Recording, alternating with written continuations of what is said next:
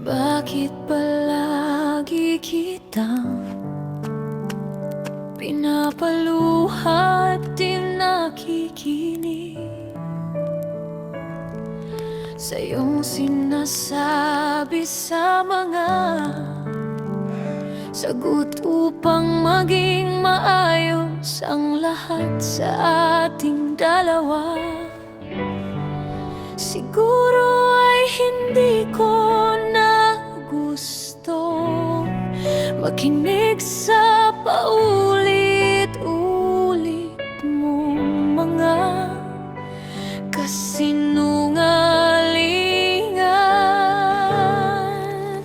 Dahil ayoko na, gusto ko nang mapag-isa, gusto ko nang kalimutan ka, gusto ko nang lumaya sa isang pag-ibig na nakakulong sa iyong puso.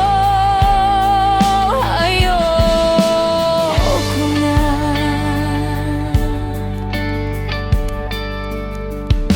Ayoko na maging hadlang ang aking sarili sa mga iba't ibang bagay na di tayo nakikinig sa isa't isa at nagkaiintindihan. Kaya ngayon itigil na natin ito.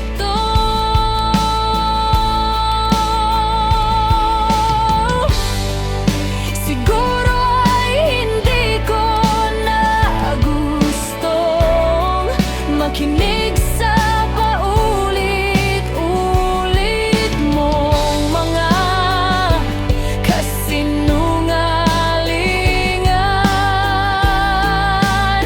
Dahil ayoko na, gusto ko nang mapag-isa, gusto ko nang kalimutan ka, gusto ko nang lumaya sa isang pag-ibig na nakakulong sa'yo.